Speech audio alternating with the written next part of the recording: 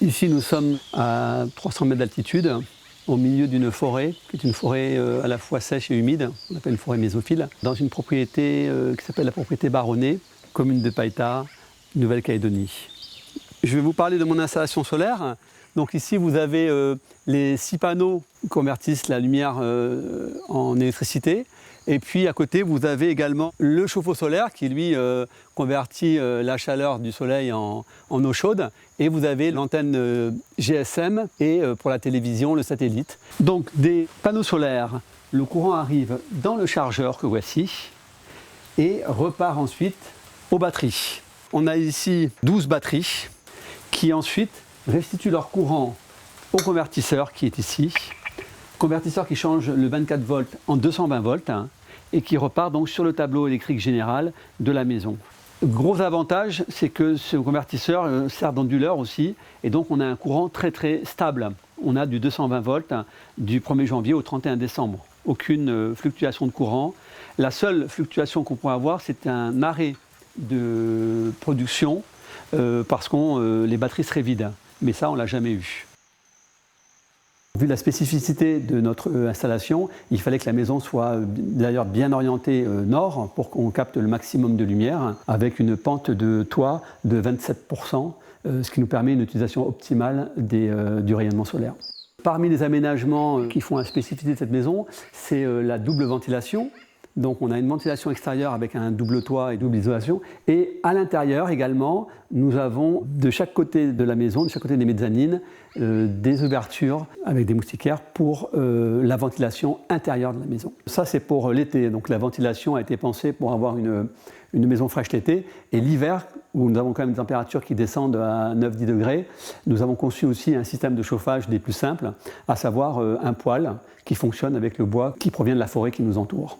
Une des spécificités de la maison, c'est aussi cette machine à laver, qui est une machine très économique, puisqu'elle fonctionne avec 2 arrivées d'eau, une d'eau froide et une d'eau chaude, sachant que l'arrivée d'eau chaude vient du chauffe-eau solaire, et donc cette machine ne possède pas de résistance électrique.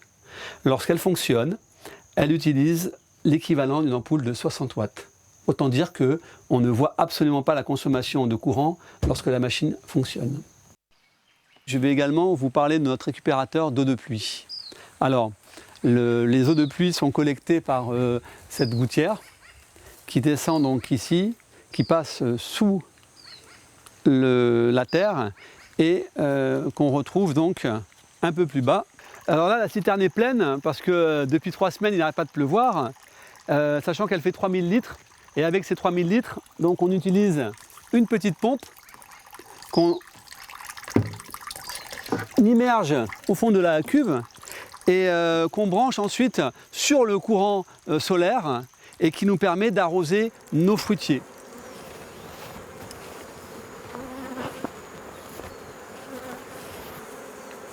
La meilleure façon de tirer parti de cet environnement était de faire de l'apiculture. Nous, ça nous allait bien parce que l'apiculture, j'en ai déjà fait avant de venir en Calédonie. C'était aussi une activité écologique qui demandait peu d'aménagement, on va dire, foncier, et puis qui permettait d'avoir un miel aussi quasiment bio. On n'est pas bio parce qu'on n'a pas les cires bio, mais sinon tout le reste est bio. Et puis les abeilles, ça a un autre aspect qui est aussi très intéressant, c'est que ça pollinise tous les arbres de la forêt et également nos fruitiers. Je me suis aperçu qu'avec des abeilles à côté des fruitiers, eh ben, on avait plus de fruits sur les arbres et surtout les fruits étaient plus gros. Donc c'était aussi une excellente découverte. Comme la plupart des gens en Calédonie qui font de l'apiculture, c'est beaucoup plus une passion qu'autre chose. Quand je rentre et que des fois je suis énervé ou fatigué, ben, je viens faire un tour au rucher. Ça me sert à ma relaxation. J'aime beaucoup voir les abeilles travailler. C'est mon yoga. Surtout, ce que j'aime bien dans le miel, c'est que c'est un produit que pratiquement tout le monde aime sur la planète. Et un produit noble qu'on peut offrir comme cadeau, qui est un cadeau qui ne nuit pas à la santé, qui ne nuit pas à l'environnement et qui fait toujours très plaisir.